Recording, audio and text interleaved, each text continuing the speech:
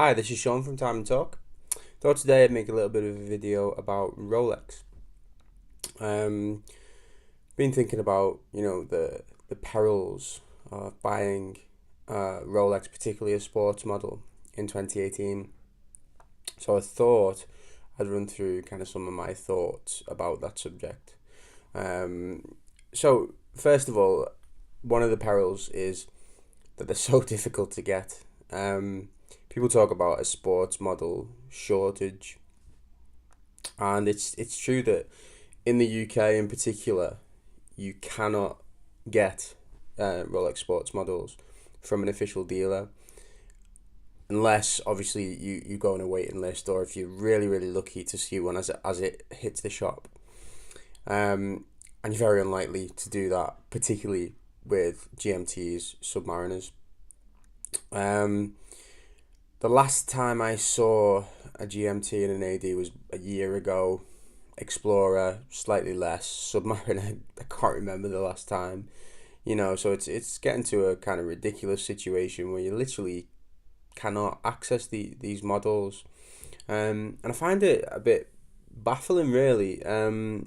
One thing that I read is that it's because of the pound. So the pound is weak, and therefore other countries buy watches from us because they're cheaper. However, apparently the shortage is global. I was in France actually last week, and I looked out of interest in an AD, and they did have more than you would find in a UK AD. For example, they had the new Explorer, the Mark II Explorer with the full lume. They had an Explorer 2, an Air King, and two Meal Gauss, which you basically never see in British ADs. So perhaps it's not as bad as all that in some places in the world, but they didn't have a GMT or a Submariner. As for other models like a Daytona and a Pepsi, you can just forget it really. Okay, so one of the main reasons I think why it's so perilous to buy a modern sports Rolex at the moment is because of the prices. The prices are increasing, and also there's a markup because you're not able to get them from the AD. So, for example, prices went up by 5% at the beginning of October. I think 2 years previously they went up by 10%. For example, I have a Mark I Explorer which I bought in 2015, and that was £4,300 when I bought it 2 years ago. Now it's 5,000. So that shows you the massive rise in prices that Rolex are putting on. One thing is, another thing is that the markups for the second hand Rolexes that are really popular at the moment are massive. So the GMT Pepsi, a humongous markup, like 15,000 in the UK to buy a £6,000 watch, which is insane, absolutely insane. The Daytona has always been the same, about 17 grand for that.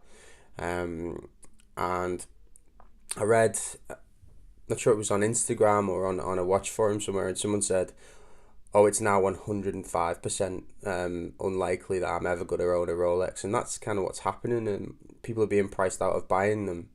They were relatively affordable even 10 years ago, £3,000 for a sub. And prices are going crazy. I'm not sure if Rolex are doing that deliberately to try and increase the luxuriousness of the brand or whatever, but it wouldn't surprise me. The second thing that makes it really difficult to buy a modern Rolex from an AD is grey market dealers. And it doesn't seem like Rolex are doing anything really to stop them from doing that. So dealers will put their name down for a Rolex, a Pepsi GMT for example, buy it and then mark it up by £10,000. And people must buy them, because if they didn't, then why would they sell them at that price?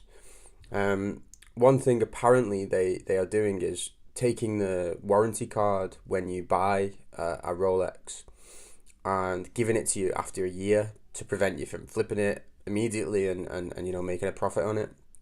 But even that isn't stopping people, because you can buy Pepsis with photocopied warranty cards, apparently, which again is insane.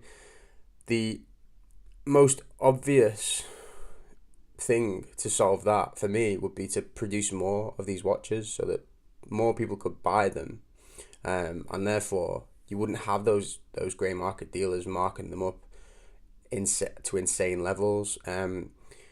I completely understand the fact that Rolex want their products to be exclusive, and it's a strategy that pretty much all luxury brands will use. But nobody can buy them. I mean, the waiting lists for ordinary GMTs is apparently a year. For a Batman, apparently it's 3 years, and for a Pepsi, I've heard ridiculous, time frames like 20 years. So that's making money only for the grey market dealers. If you have any idea why Rolex would do that, hit me in the comments. I'm really baffled as to why they would benefit from that.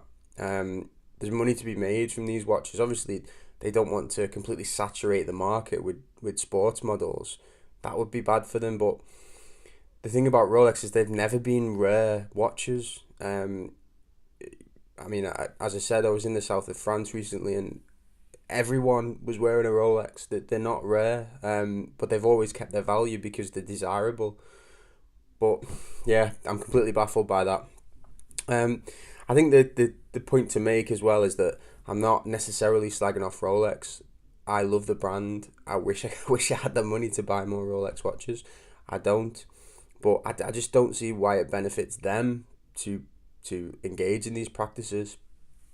Another thing, it sometimes feels like Rolex don't particularly think of their customers.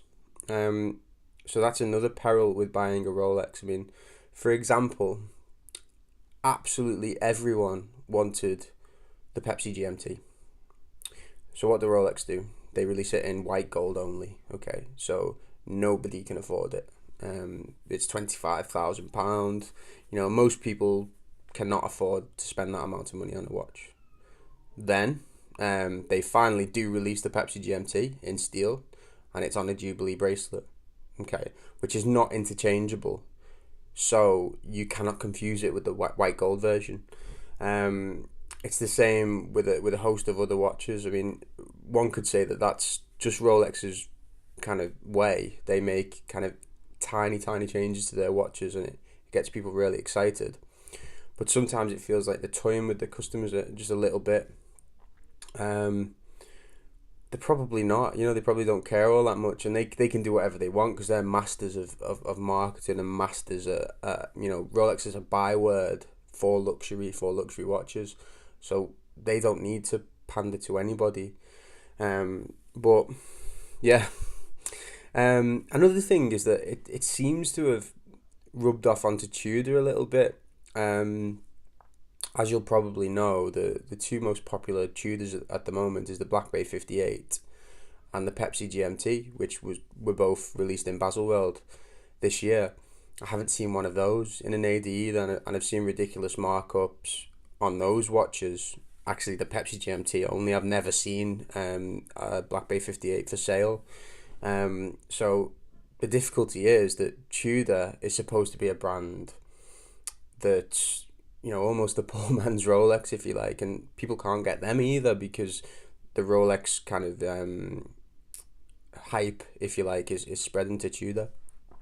So that's not me at all slagging off Rolex or saying that I don't like the brand. I do. I really love their watches. I think they make an amazing product.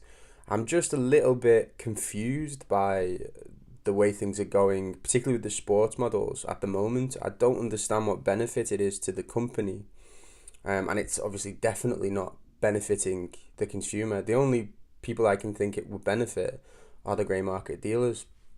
Tell me what you think about buying a sports Rolex in 2018. Any tips? And why do you think that Rolex have made the models so rare, if you like? Is it a deliberate thing or is it not? So thanks very much for watching. Bye bye, and I apologize for the kind of selfie video today. I couldn't find a decent location to film in. Thanks very much. Bye bye.